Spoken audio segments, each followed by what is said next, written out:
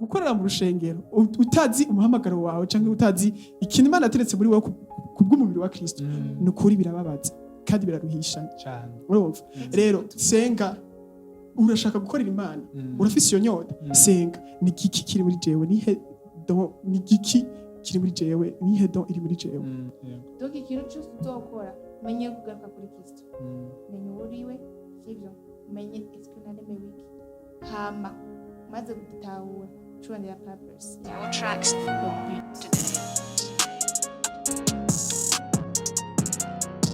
Bakunzi bande Gospel TV turabaramukije twongere tubahe nikaze mu kiganiro impano yanje nkuko musanzwe mubizi ni Fabrice ndakengurukiye abashikiza kino kiganiro uno munsi twagendewe bamwe mu bakozi b'Imana kabisa baba sinzi ko ari abajene sinzi ko nzi ko ari abapapa mu kanya turabimenya ariko kandi munyemere tubaramutse bongere banatwibwire karibu cyane ku mazina nitwa Byukusenge Mikaela bon sinubatse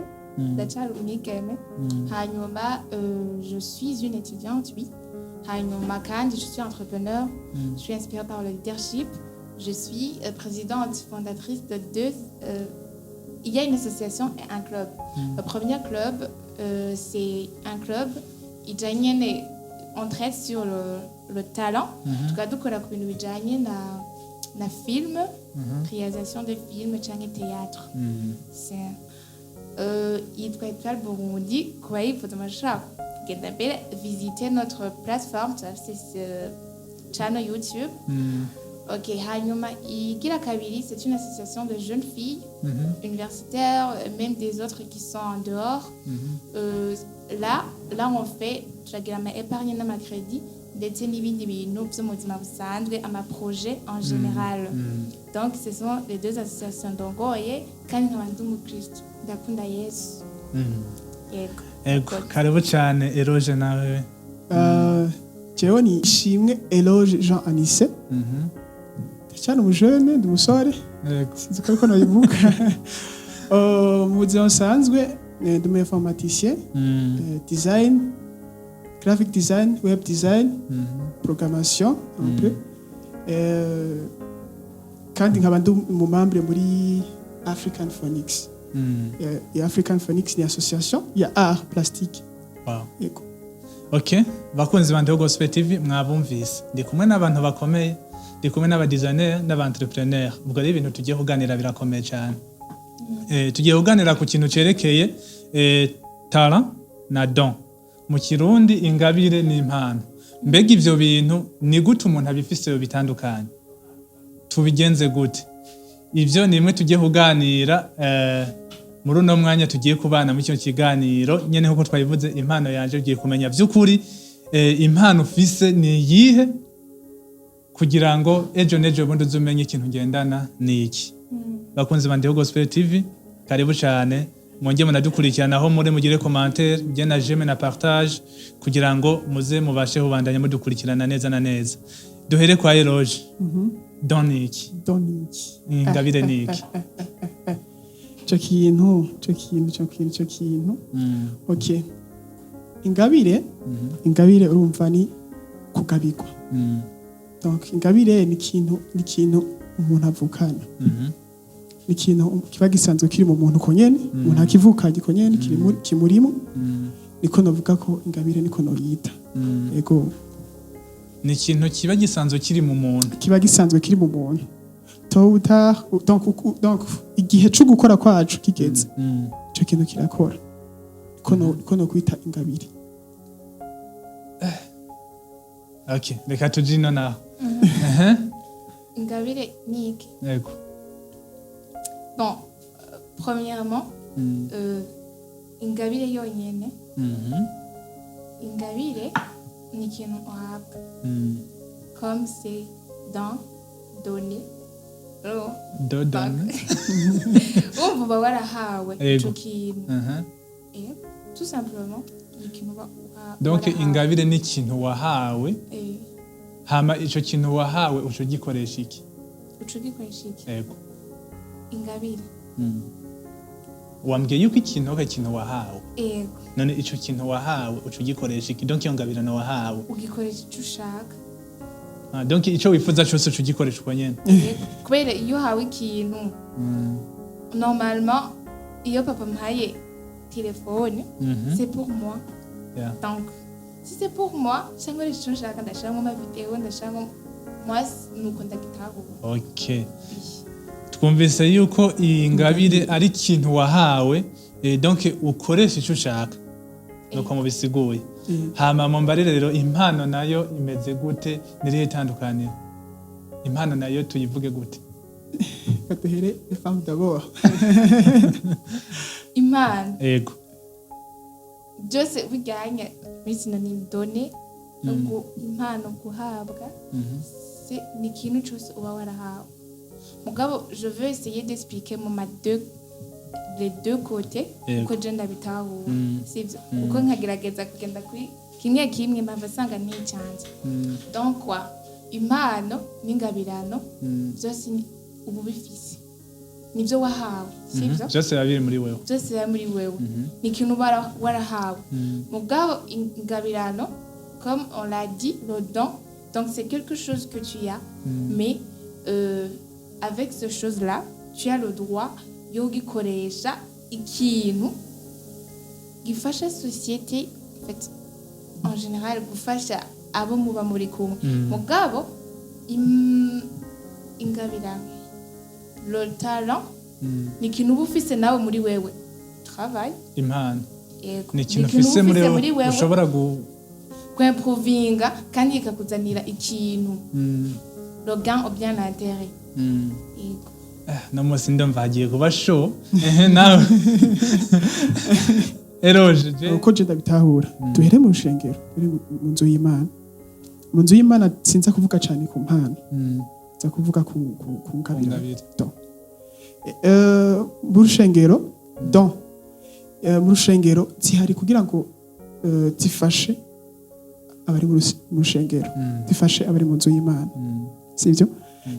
donc Imana zitanze kurya jambo bavuga ngo yazitanze sabagire gusa tuba dukoreshwa n'umwe mumwe sivyo rero ivyo bikora mu kintu donc mu gihe mwabo bantu Imana ikurabona mu rushengero nimba yarushize muri Fabrice mu rushengero hariho ikintu gikenewe kandi ugifise muri wewe rero donc reka tuvuge gutyo nyene mu rushengero ingabire zifasha mu rushengero ziko donc ingabire zihari kugira zubake umubiri wa Kristo reka tuvuge gutyo zubake umubiri wa Kristo abari mu rushengero katugenda mu buzima busanzwe je nyitangura navuze donc ni ikintu uhabwa kandi kiba kiri muri wewe to utakirakora kora no buzima busanzwe turazikeneye ibihe bigarukira mu kuririmba mu rushengero ntibigarukira mu kuvugishwa none mu buzima busanzwe donc impano navyo nyene birakenewe birahari none bikora gute si cyo kibazo ruba bajije bikora gute mu buzima busanzwe rero bimeze gutya ikintu Imana ashize muri wewe to utakira byuka kandi kigakora akazi kacu cagenewe urumva uko bimeze kose ko bimera kose hama impano ura bitravaya biri muri wewe mugabo ntavyuzi ntavyo ubona urabitravaya donc nibaza ko ari uko none kugira ubitravaya umenye yuko ari ikintu ushaka gutravaya navyo ushobora kubimenya gute donc iyo uvuze yuko impano ni ikintu travaya kiri muri wewe none kugira ugisohore cyangwa kugira umenye yuko ico kintu kiri muri wewe ni gute ubimenye reka ndavyishure nitanze kwa karorero hari ibintu bimwe je byangoye kumenya cyane ariko mvuga mu buzima busanzwe ivyo bintu byangoye kumenya ko jewe muri jewe mfise iki ni iki kiri muri jewe mfise iki tuko tuvuga mu buzima busanzwe même si namushengera ndaza gushikayo katuvuge mu buzima busanzwe byarangoye nagiye ndakora ku bintu byinshi numva muri jewe donc bitutubiza nagiye ndakora ku bintu byinshi mugabo nagiye ndiko ndakora kuri ivyo bintu byose narisanze ahantu numva nashobora kupusha narisanze muri design nashobora kupusha narisanze muri programmation nashobora kupusha uvuga ati ibi bintu tegerezwa kubikora numva muri jewe ko nashobora kupusha reka tuje mu rushengero naho narabaye umuririmbyi narabaye mu musicien yego ibintu byose barabikoze ntabikoze ubu umushinga ndumusonorizateri ivyo byose donc naratanguye mu kiririmbyi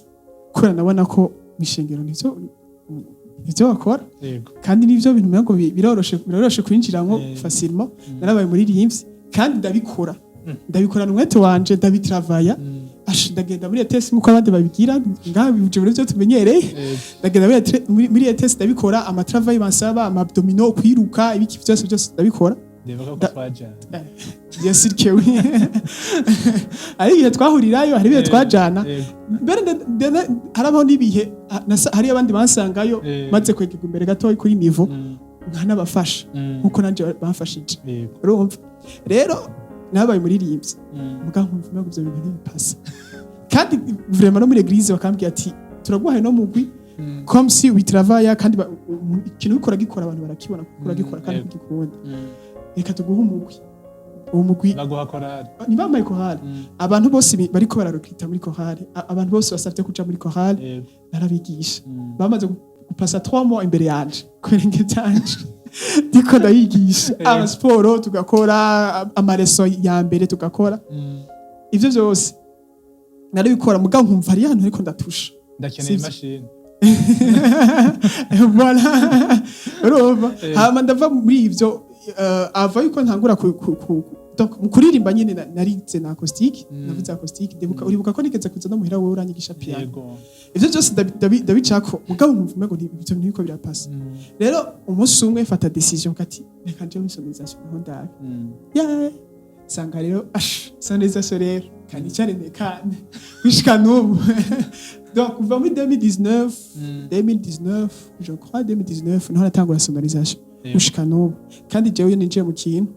ndagitravaya ndagikora cyane ndakinjiramo cyane kugira ubu ndumva ko jewe mu nzu y'Imana ndi imbere ya mixer ndumva ko ntekana ndumva ko ari umwanya wanje rero jewe ko niyo parcours yanje nakoresheje kugira nshobore kumenya ati place yanje ni iki kiri muri jewe ni iki Imana yampamagariye donc nihe donfise muri jewe itoze gufatisha mu rushengero kubera twumvikanye ko ari ibyo byose Paulo ko ibyo byose bizagufasha umubiri Kristo aho ndibaza vraiment ngerageje kuvuga gutyo muraza gutora ngo zibiye none wewe kwa je byongora kubisigura ngo vuge n'impano bisanze mu iki byongora kuvuga ngo ndomeko ati gutya donc ndakudomereko useka bikanabivuge uku vraiment ukunda bivuze nabitse biratahuritse kubera ni ibintu nakoze kugira nshobore kwisanga aho reka tubwira abakunzi bacu baje muri commentaire batubwire neza ico mwamubonye ari ingabire canke ari impano kugira baje muri commentaire batubwire yego nibabaza ntaco bakagira ikibazo babajije ndibaza imana zo dutsizundi mwanzo tuzoga ko tubisigure neza na cyane hama Mikaela kuri ico nyene yari karavuga wowe nka wowe wamubonye mu iki namenya nk'iki ingabirano canke n'impano yo mu rusengero je crois yuko ari ingabirano don hama iyo design nayo design no ndayita tara impano kubera navyo nyene ndabikoresha mu buzima busanzwe unzaniye design y'ikintu y'abantu batandaza impuzu ndabikora unzaniye design y'igikorade ya mishengero byose ndabikora reka tuvuge yuko iyo ari impano niko je no yumva reka tuje kwa Mikaela nawe twumvirize neza na neza kuko tumvise akora ibintu nyene byinshi bitandukanye numvise yuko ari un entrepreneur numvise yuko ari mu bintu by'amasinema n'ibindi bitandukanye nka dondaguye peut-être nyene yabidondaguye mwavyumvise kandi vraiment umuntu ari ni kumushigikira yego cyane rwose reka tumubaze nawe mu bintu usanzwe ukora wisanze muki mbega ndiki abantu bokwigirako jewe bon je veux commencer muri église yego jewe narabaye igihe kinini muri église ndaba umuririmbyi baramuririmbye nawe gusa toujours inyuma nari umuririmbyi Ukirido. mugabo hari akantu bavuga kera bavuga yuko iyo umuririmbyi yama ari inyuma donc yama ahagara inyuma y'aba bakingers canke hariko tusanga batonze ku murongo gutya ugasanga ino hariho microphone nka zitanu urumva ni baking y'abantu batanu irya mbere irya gatatu ugasanga bimeze gutyo hariho n'abandi rero bama iriya kode mu kirido aho bita mu kirido iyo rero niyo wamarira wewe genionari kandi narashobora kuririmba mugasi ni santaleze akambwira ati Mika uririmba neza turagusabye uririmba nkavuga ati vraiment si ibintu by'iwanje urumva mugabo nararirimba juste pour garder iyo ntuze ya mushengero nkavuga ati reka ngo mbe ndumuririmbyi kubera mbona yuko ari ibintu byose bakora kandi biri facile kandi ni c'est bon hein? donc uri muri bantu bavuga ati ni reka nozuze bantu 25 basaba oya donc nari mfise iyo mpano yo kuririmba kandi narabikunda mugabo sinigeze numva ijya place yego imbere yukumva yuko je suis le meilleur de moi-même ndiko ndaririmba donc warigaye niko nabivuga sinigaya ahubwo nabona yumva ko ari yumva ko ari c'était pas ma place kuko sinabona yuko ndiko ndaririmba imbere y'abantu non nari nzi kuririmba bakanabimbwira mugabo navuga ati jewe sindiko ndibona ndiko ndaririmba imbere y'urushengero ngo non tu vois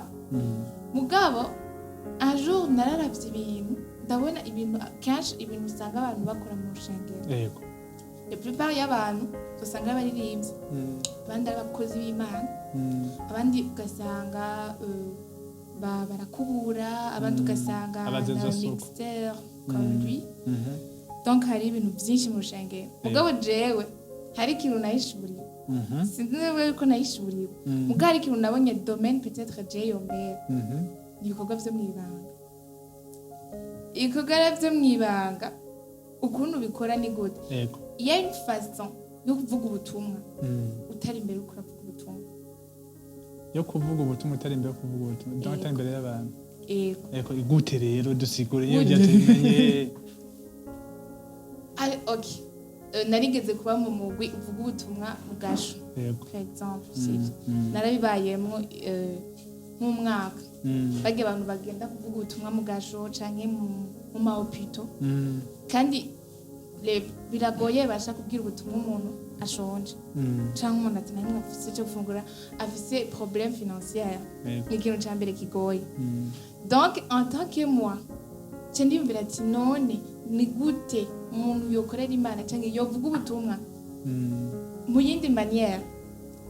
mu gikorwa cyo mw'ibanga hari abantu everyday inyuma y'abajya abantu baba bariko baravuga ubutumwa canke yagira iki baba bari inyuma yabo gusa batazwi bari anonyme donc je ndavuga ati je veux prendre cette chemin mbona yuko mu ngoro y'Imana kugira ngo nuzuze kijye gikorwa ujya mu biro wa Kristo reka nje muri face y'abo bantu bakora ibikorwa byo mw'ibanga par exemple hariho nk'abantu wasanga aribo bazana ibyo kurya we ntiyaje kuri tele kuvuga ubutumwa no muga yazanye ibyo gufungura abantu bo mu gasho niwe yabaye ibyo kunywa uvuga asanga hari abakozi b'Imana bajejwe kuvuga ubutumwa bakubaka inkemu n'undi aca yubaka umubiri kugira ngo ibikorwa ca Kristo kimere neza cyangwa ugasanga no mw'ishengero hari imfuvyi yarafakazi hari abantu babikora mw'ibanga bitaba bija hejuru jewe ku bwanje niyo sinovuga yuko ari ibyo nguko novuga yuko ari cyo kintu mw'ishengero ca mbere banumva nokora conezere n'Imana ntibikena yuko nkora bijya bose bakora sindirimbe nk'abandi singe mugabo nkuri iki gikorwa nico novuga ni na j'essaye yo kwija muri way y'uyu sinzi kugira ngo abantu bashobore kwitahura donc nico gikorwa numva jewe nokorera atakintu nitetse mu rushengero rw'Imana donc ingabire le don ikiza hahandi gukora ikintu uko nari nabisigaye au départ gukora ikintu atakintu witetse ukagikora ingabire le don okay sivyo hama kubijanye ni rotara naho zose tubihagwa n'Imana kuririmba unye ndaririmba jewe ubuzima busanzwe kandi birangyohera vraiment cyane yego kandi uzobona niko ndaririmba imbere y'abantu non ça me satisfait pas urumva ndaririmba ndakunda gucapa sivyo les plus bas de temps ego muka ndacapa ndacapa ndaririmba ndakina ndandika je suis slameuse sinababwiye naba muslameuse naba muslameuse ndakina amateatre ndayandika urumva ni ibintu byinshi utuntu twinshi usanga umuntu afise mu buzima mugabo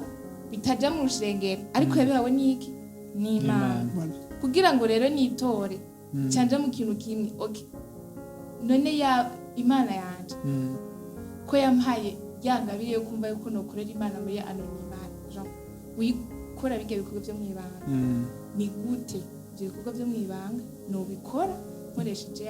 yatara yampaye nicerewe ncaniga muri vya bindi byose mfise n'ibindi Imana yampaye cantoramwo kimwe hariho kimwe nitoyemwo shaka kuzokorerako kugira ngo nkore yado numva nokora mu rushengero rw'Imana donc nuko nogisigura sinzi ko bitahuritse bakunzi bande Gospel TV munyemerere kandi vraiment mumfashe muje muri commentaire mwavuze yuko ingabire ari ikintu wahawe kugira ngo ugikoreshe ataco witeze sinzi ko nabivuga gutyo mbega nk'umuntu atavyazi yuko afise iyo ngabire iyo bimenya gute okay uri gushengera rw'Imana uri mu nzu y'Imana cyambere senga urumva ntubone ayo maparcours yose je dufate par exemple kuri jewe amaparcours yose nakoze ntugira ngo nari nicaye ndababwiza ukuri birababaza kandi biraruhisha je vyarambabaza urumva urano umeze uko ndababwira ikintu kimwe umeze uko enda kwereke nico gihe cyose niga ivyo bintu byose nari umuririmbyi no guharura inshuro je nakoze kuri microphone nararirimbye kandi iyo hashitse amakaye abantu atabaririmbyi bahari nisanga ari je ndiko ndakora mugabo ikintu kimwe ndabatera inkuru barankijwe iganje barajya gute cyende umuhungu mugabo narimba novyita gute bita matenor ajya majume ngo n'abakobwa aya octave octave urumva rero nubu niko ndavuga uravyumva ko ijwi ryanje c'est pas normal ahandi bana bakura bagakora nyene donc ijwi rigahinduka je nibaza ko bitigeze yiyo donc dufatire kuri ico oya kandi gitangaje ariko afite yarongoye ko hari mugabo hageze ko nja kuri microphone ngeti afite wowe mugabo oya urumva ko aravuga ati abahungu barakwiye nongeyemwo wewe nikongereza irindi gicika abakobwa mu bakobwa umva natandukanye gusa ngiye handi mu donc kwa nari nsanzwe ndi mu bandi magroupe nari kumwe n'abandi baririmba ngiye mu bandi bagati umuntu ategeza kuririmba mugabo je nafise inyota gukorera mu rushengero sanzwe fréquente muri église sanzwe ndibo apana bige byo kuza kuririmba nk'ubatumiye nka Fabrice baragutumiye ukabunzi nk'umuririmbyi kuvuga ati Eroge shaka hano tuzojana ufatire backing abandi je barankoresha mugabo je byarababaza ko ndiko ndakora mu nzu y'Imana muhira mwishengero ni muhira sivyo naho turereko je byarababaza nuko Imana kadababwira abantu mukurikirana ino TV gukorera mu rushengero utazi umuhamagaro wawe canke utazi ikintu Imana ateretse muri wowe kubw'umubiri wa Kristo nukuri birababaza kandi biraruhisha cyane urumva rero senga urashaka gukorera Imana urafise iyo nyota senga ni giki kiri muri jewe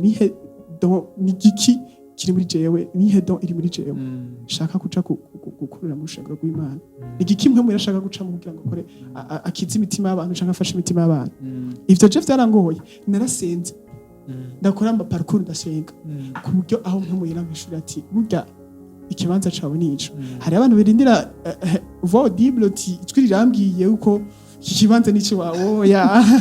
suko bimeze muri wewe mpamuyira afise façon akuganiriza mu ati iki kibanza nico wanje aha turiko tuvuga kuri mpamuyira kandi nawe urumva ko ibi bintu uriko urabimanipira ni ibintu nashitsemo ndiko ndabimanipira ubiriza ikintu ari ngabire ya ntumatana mu Rwanda nashitseyo n'abanyigishije pour le moment umwe wenyene none avuga yuko akiri avant yiwanje navuga ntimwigira ko byinshi ubwo abantu bose nasanze muri kabine yo muri eglise bose aragera igihe bakicara bakiga nkabigisha ati iki kintu bari kugikora gutyo bari kugikora uko ukikoze uku ucemera uku ni kuvuga uwo ari imbere yanje avuga ko nubundi ntimwigira ko disponibilité y'iragoye mugabo adahari meme n'abantu banyicaritse ati iga tukoreke mixer ukuntu ikora barampamagara ati ega iki kintu chance rabuduge kuri eglise nimba ntahari canke ndi mu bindi bintu gati uno musi vraiment ntuje kure iki kintu kirakenewe ikintu ari ngabire yawe ntuhata ntuwihatirako nivyo ari tuntu tumwe kubera ni ibintu biri ngaha kwisa ni tumwe bisaba ko wiga mugabo si ibintu barita kuguhatira kugufosamo wowe muri wowe kurabikora wumva binyerera urumva unanezerewe urumva uryohewe biranyerera mugabo birababaza mu gihe utabizi ni kuri kwibara birababaza mu gihe ubona wumva inyota yo gukorera Imana enda babwire ikintu kimwe nitugarukire muri kumenya ingabire cyangwa impano kadabahanure kino kintu gukorera mu nzu y'Imana abantu bakunzi ba Gospel TV gukorera mu nzu y'Imana ni ibintu biryoshe cyane kandi wewe nyiburi mu rushengero gerageza usabe mu yera akorohereze cyangwa agufashe kugira ngo ushobore gukorera mu nzu y'Imana kubera turetse yuko ari byiza kubaka umubiri wa Kristo biraryoshe cyane kandi naco kintu duhamagarirwa umuntu wese ahamagarirwa kubaka umubiri wa Kristo rero biraryoshe mugabo senga Imana kandi nawe kora ntusenga Imana wicaye ikora jewe urabona ko je nanje nagenda ndatusha kuri ibi ntagira igihe mvuga ati vraiment gitari naracize kandi naciga cyane mugabo narumva ko ari ibintu ko dasubikira ko biko birangora mugabo umunsi namenye sonorisation vuga rero javuze yuko kugira umenye ingabirano yawe aturungitse kuja mu cyumba cy'amasengesho gusenga kugira ngo dushobore kumenya ikiri muri twebwe mbega Mikaela nawe nuko bibona ego bon d'une façon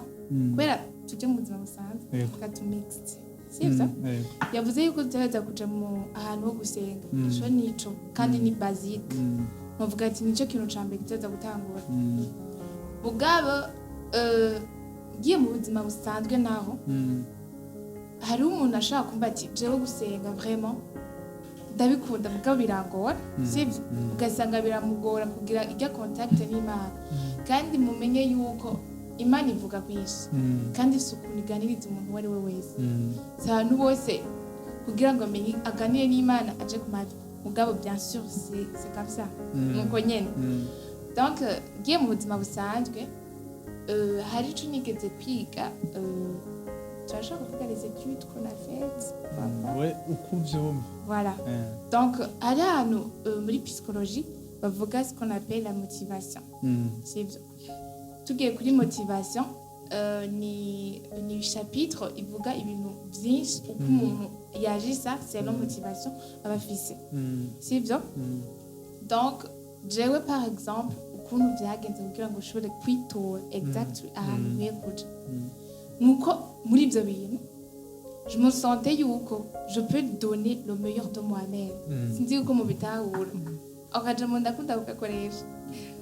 kubera kadefinisa kabisa genre banumva umengo ico kintu ndagikora n'umutima wanje wose motivation aba ari ikintu kiri nyuma bisigura motivation ntumenye ivuye sivyo mu bisanzwe uri kurakora ico kintu wumva umengo hari ibintu biguma bigusunika kugikora kugira ngo sinzi kwera bariyo place wiyumva mu byukuri nabwiye for the first time naramurirenze sinigana numva ko fise motivation yo kuja naraje no kuri mu travail narabiheba nawaje mu travail ego narigeze kuja mu travail ubwo twagiranye mu travail oya abantu bose twakoranye abantu sinigeze bamubona ega abantu topfa kure jewe ndi muri anonyme kubera nakora mu travail surtout jenyene parfois kubera nibuka yuko naduga umusozi aca murirayo n'abandi bantu bavuye kuri ETS kariko la travail jewe naca ntaha bo bagataha donc nitwari tuzi 9 nigeze ndanabinje nabwe ingibe donc naje nagira ama travail kugira ngo numviga bumuririmbyi nyene wadanje mugabo c'était toujours avec échec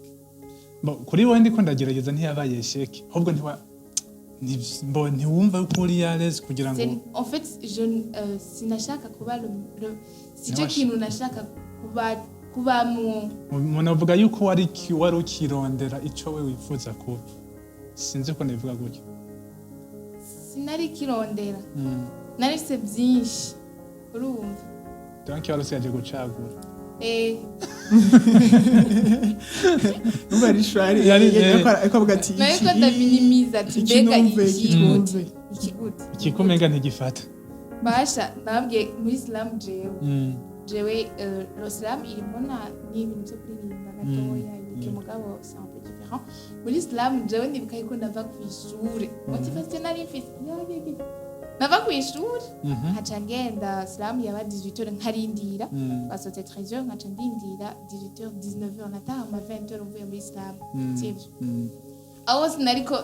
mbeka c'est quoi ni kiki gisumba ikintu Islam ndaheba urumva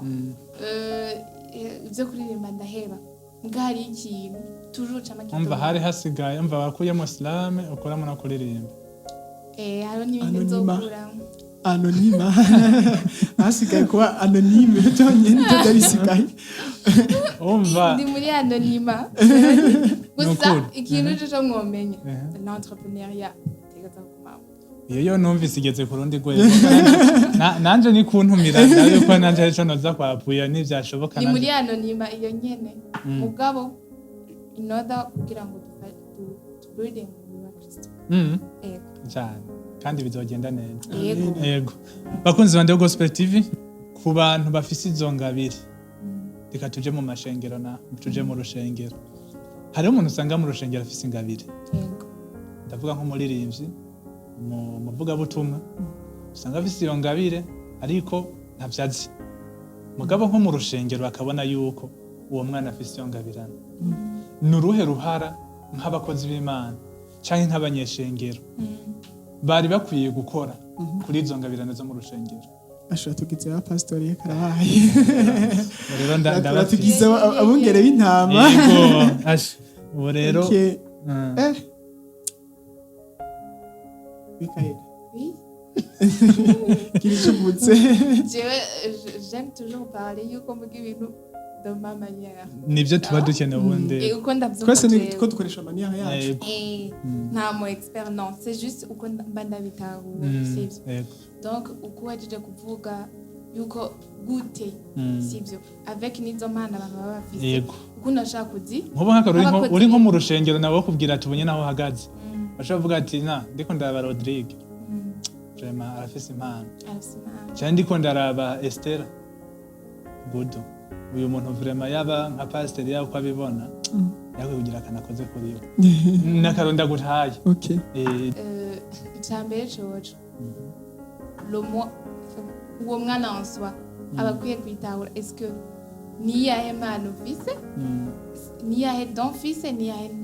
yahe tana fise kuko urabona nko muri ibihe vya none ashaka kuba umuririmbyi mw'ishengero batamuhemba yego sivyo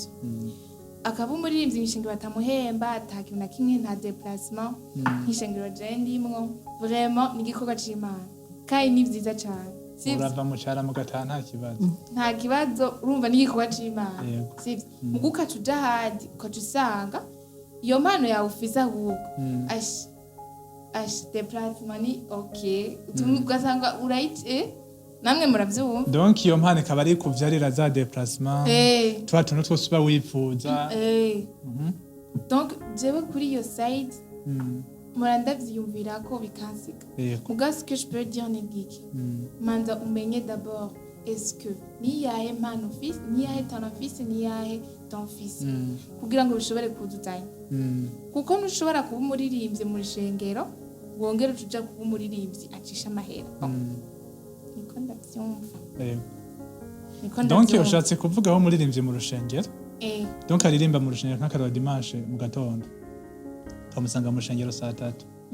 hama 18h uja tumusanga muri karaoke agiye guca amahera tuvuge kuki ni gutyo nyene ego none mu gihe uyo muntu donc yagize yangabirano yiwe ayikoresha imwe yatize gukora mu rushengero mu nyuma agaca agenda agaca akoresha ya mpano donc yangabira agaca yigira impano yo kuza no iyo niyo ngorane rero kubera sindi baza yuko urumva Fabrice oya none nimumbwire ne gace nkeneye kumenya donc reka si mukatiye mu cyo karavuga reka je ndabivuge gutya okay en fait nicyo gituma navuze yuko twashitse ko kajya kajambo ubuzima busanzwe no mu nzu y'Imana nabivuga gutya two tuvuga muri manière umwe wese abyumva navuga gutya hari ibintu mu bisanzwe hariyo ingabire uzifise akabaho naho uhamagarirwa kuzikoreshereza nabivuge gutya je nkunda kuvuga kuri experience cyangwa ko nabonye kandi bibaho ndakunda kugeneraliza cyane kubera je kugira nitore nuko nisanze muri en général hamaditora ati jewe bibi bintu byose bidinga hari abantu mu kumenya par exemple ingoma yimenyeye mwibarabara yimenyeye yaciye mu rushengero fata par exemple sivyo kuvuza ingoma hari umuntu mu kumenya ya piano nashaka kuyiga ya gitari bisanzwe mvuza ya sonorisation atayimenyeye mu rushengero urumva hama amaze kubimenyera mu rushengero amaze kumenyera hanze azobikoresha hariya nyine yabimenyeye mugabo ikintu ivyo bintu byose wamenyereye mu rushengero je kubganje numva ko bikoreshereza mu rushengero cyane turabizi l'art mu Burundi n'abandi bahora bayivuga l'art mu Burundi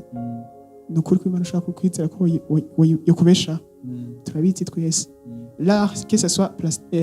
art plastique nako navuga bijya byo gucapa que ça soit art umuririmbyi musicien Burundi nta kintu kiri bisaba gukora accompagner n'ibindi bintu amwe cyo bwe wisekira sivyo rero ukuntu bimeze iyo uri mu rushengero rw'Imana nimba uri umurinzi mu rushengero rw'Imana bikore kandi nkuko yabivuze iyo biri muri wewe iyo ari yadon kora uhige le meilleur sivyo niho haca musanzwe pastor ntazo kubona reka tuvuge gutya kuri kinyene pastor ntazo kubona mu gihe ibyo bintu turi kurabikoresha reka tuvuge sivyo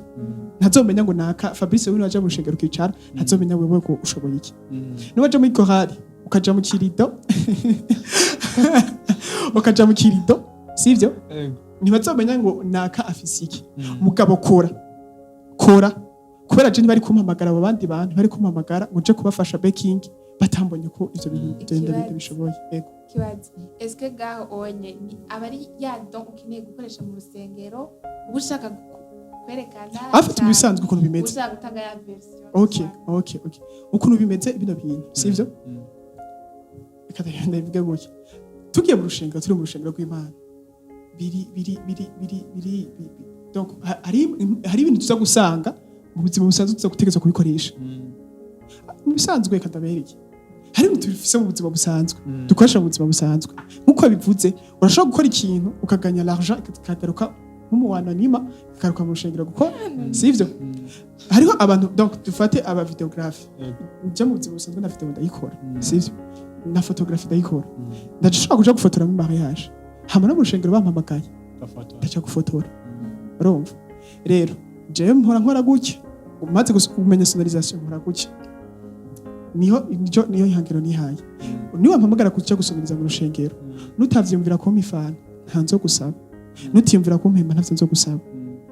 mugabo ukampamagara gukora handi hantu urampimba nzokora nk'umusa uzompimba uzompembera ico nakoze mugabo nzu y'Imana jewe nta kintu kimwe ndagusaba ubwiye ati mfise igikorwa mfise igikorane bimeze uko nuko nzagukora uko nyene urumva we ni wavyumvira kumpezagira nyimba wahezegiwe n'ibikorwa byanje urampimba mugani wampamagara rafa passe miyo misi yahera nagiye attente rehabaye bizanatashe barampamagara ati urampimba turi hajya turi mu rushengero dusohotse hanze urampimba aha nituva nutamaye inoti tuva mutamaye inoti ntunampamagare ntunambwira ngo niriko dazi utamaye inoti anyumva Urumva? mbonye avana ta di serie tuza kuva ngaha pasuye tupasuye urumva vyume urumva ariko mu nzu y'Imana rero tugaruke mu nzu y'Imana mu nzu y'Imana rero hariyo ibintu tuzokora mu nzu y'Imana umenye yuko même si ntibizogarukira kuririmba hajya imbere ndakwereke ubu YouTube no ntihemba ni wakora pasteur akabona ati umujene arakora cyane arafise donc ingabire no kuririmba aratanga ibiri muri we arashobora no kwandika indirimbo canke akamwandikira akaziririmba azo gusupportinga nyimba afise umutima wo gusupportinga canke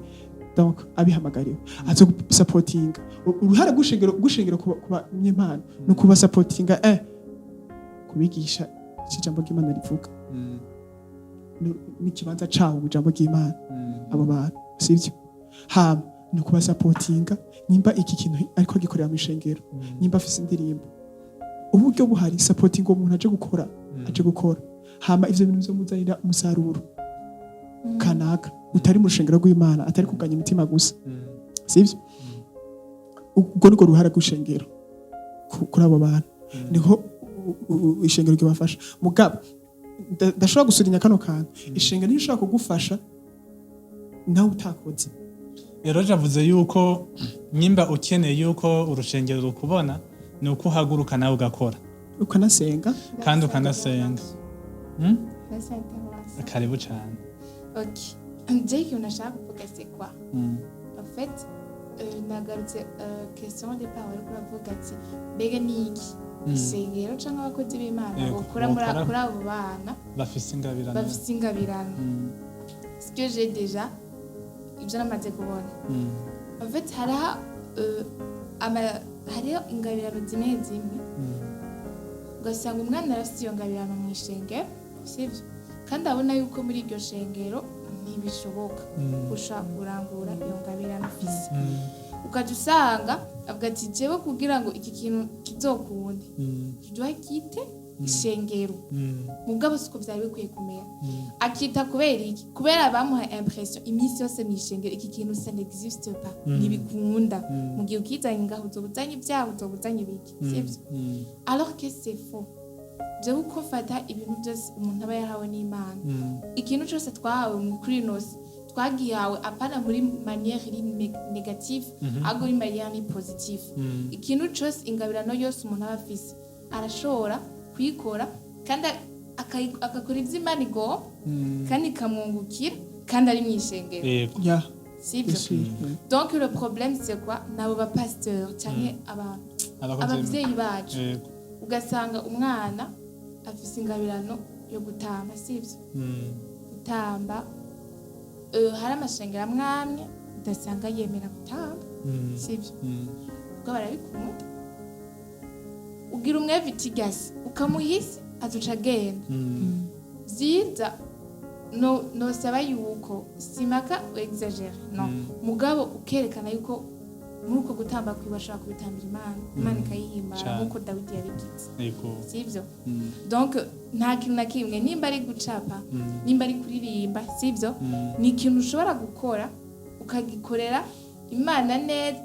en fait ukakiganya nk'ibyo ushaka muga mu rushengero birakunda kandi d'une façon positive ikintu novuga cyane ikintu en fait les gens aravuga ngo je ko rafite Imana kandi nkabona ifise abapagani gusa ntabyo nzokora non soit la meilleure version de toi-même j'aime dire ça pourquoi urashaka gukora ico kintu d'une manière positive ibintu byose biri mu isi simpaka bizoje muri negativite urashaka kugikora kandi kikagenda neza kiri muri positive sinzi yuko tugitahura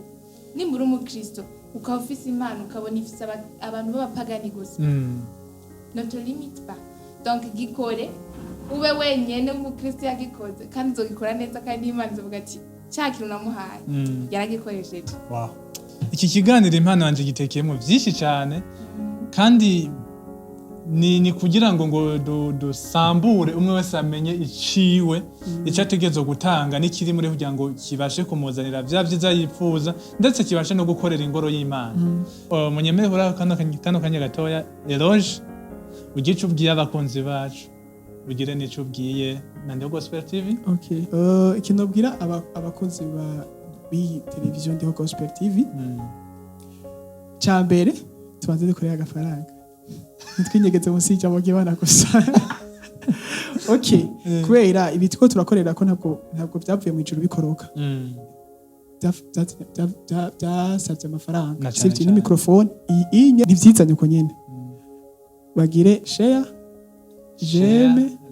like comment like s'abonner subscribe ico ntapaniye Kenya muri Amerika donc ivyo byose mubikore kugira ngo television yacu yanyu ibandanye itera imbere kandi niwagira share ukapartage abandi bazobona bino bintu hama ibintu bibafasha na cyane ivyo umaze ubikore kigira kabiri naco nobwira abantu kuri television mwakoze cyane kudutumira jewe sinari ko nzohagarara umunsi nzo kwicara ahantu ngaha ndiko ndavuga ibi tubibona ku matelefone tubibona birengana cyane tuzi no munsi ni television mpora ndayibira ibiganiro byayo sinari ko nzo kwisanga ngaha merci kuba wantumiye kandi n'abandi mumenye yuko murafise impano muri mwebwe murafise ingabire muri mwebwe kimwe menya ico kintu cyarico kigira kabiri senga ubaha Imana senga hama ntiwirimite muri eglise gusa no hanze baragukeneye nimba umusoneriza ateruka mubizi ntiwirimite mu ishengero gusa no hanze baragukeneye sivyo ntidukirisura ibintu kandi tupagarisha ibintu ndabivuge gutyo impano Imana aguhaye ntizikora mu rushengero gusa no hanze zirakora mugabo manzi widatifye genda kadabikubwire gutyo manzi widatifye niki nzokoresha mu rushengero rw'Imana niki nzokoresha hanze kubera ntutuvanga amata n'amazi oya kimwe kirafise uruhande gikoreramo gusa ari ibintu tuzosanga mu ishengero birakenewe hanze birakenewe kubera nimba uri mu stylist niko babita uzokora ivyo kwambara mu rushengero kubera ko hari rakenera ama model sivyo hama no hanze genda bikore mugabo bikore muri style cyo kubahisha Imana ntuzoje guhenesha abantu utsitaza abantu usashobora gukora ama model meza mugabo yubahisha Imana bien sûr Yesu abaheza niko navuga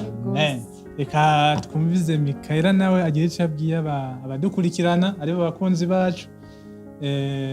agenda icyo abwiye televiziyo kamera. Moi je vous remercie ndabashimiye kuba mwabitumiye kuba mwatwiyumviriye ko surtout oui hanyuma ndashimiye kandi n'abaza kutwumviriza parce que prendre tout ce temps uri kurumviriza c'est vraiment urakwiriye agashimye merci hanyuma ikintu novuga hari ibintu dukunze kudatahura mu buzima umuntu ugasanga agenda arajijanya imitima what can I do niki nokora niki nahamagariwe ndiko njahe ndinde tusa ugasanga umuntu agenda ari ntazi ibyo ariko arakora ruri ibyo ari byo mugabo nk'uko yabivuze senga sivyo senga umenye kuko hari ico bita mission vision mission purpose ndakunda kukivuga kubera ni ibintu vya mbere binyanspira iyo ndiko ndavyiyumvirako en fait ikintu cyose umuntu ashaka gukora bizokorohera gutahura ibyo byose mu gihe uba ufise icyo ushaka gushikako uko nimba urifise mission ngaha no ku isi hari ikintu bizotuma ukora kugira ngo ya mission yawe irangure sivyo donc inyuma yo gutahura ati mbega nareme niya etamafise cyangwa nikifise utegeza no kumenya yuko muri ico kintu uri kurakora mbega mission yanje ni yahe kuko jewe kugira ngo niyumve gukora anonyma mu ishengero nuko harize naciye genre hariyo réflexion nagize ndavuga ati mbega jewe ndi kubera iki cya kintu nyene kinyanspira gukora kuvuga ubutumwa d'une manière iri caché ico nyene nico naciye numva kubera ariyo numva ari purpose cyangwa numva ari ico naremewe bikanezera ndiko ndabibona naciye numva yuko ari ico nukoreramo sivyo bivuze ngo ya tara yaje izoza kuzuza mwebwe mu rushengero donc il faut que wimenye ndinde kwanza sivyo shaka nareme wiki sivyo nareme wiki okay none purpose ni ya le but y'ico kintu kuko Imana ivyo bikubaza hari tutagiye turashiramo mbega iyo talent mu gihe utayikoresheje neza bimeze gute arafa iske nta fa bifise irahari tubazo twishi tuzobigaruka ko naje nzokurondera fa irahari kandi fa zotegezwa kujustifia ibyo wakoresheje sivyo rero mu gihe utayikoresheje neza mon cher il y a des il y a des conséquences mbere kutabivuga ni mu muriro araba conséquences kandi mu gihe utabikoresheje neza uzobibazwa donc ikintu gihari umuntu arakwiye kujana agasenga sivyo akamenya ati mbega jewe naremewe iki sivyo nta mukristo n'umwe okay icambere na mbere hoho le hasard n'existe pas cyo tegeza bizimera siko niba wabaye mukristo il y a quelque chose tuzoteza gukora soit nimba ari muri église muri hanze naho nyine urashobora kubikora influence ibiki byose umenye uko bigaruka kuri Kristo sivyo kuko uri umukristo ugira umukristo rero icyo cyose bokora byose bizagana muri Kristo nkuko yariko arabivuga donc ikintu cyose uzokora umenye kugaruka kuri Kristo menye uriwe sivyo umenye est-ce que naremewe iki hama umaze kugitahura ucurondera purpose yawe le but ni byinshi byo kuvuga ko ariko umwanya ugumutu gutubwira ati gezaho no kuri twabumvise no kuri mwakoze Imana ibaheza gezaho mugabo ntaco munyemere ndabashimire cyane ku kigoro mwagize ko gushobora kuza kubana natwe hano mwumve yuko ndiho Gospel TV bashimiye namwe mwagize neza munyemere shimire kandi na Mikaela kugira aduhe uno muco kandi ndazi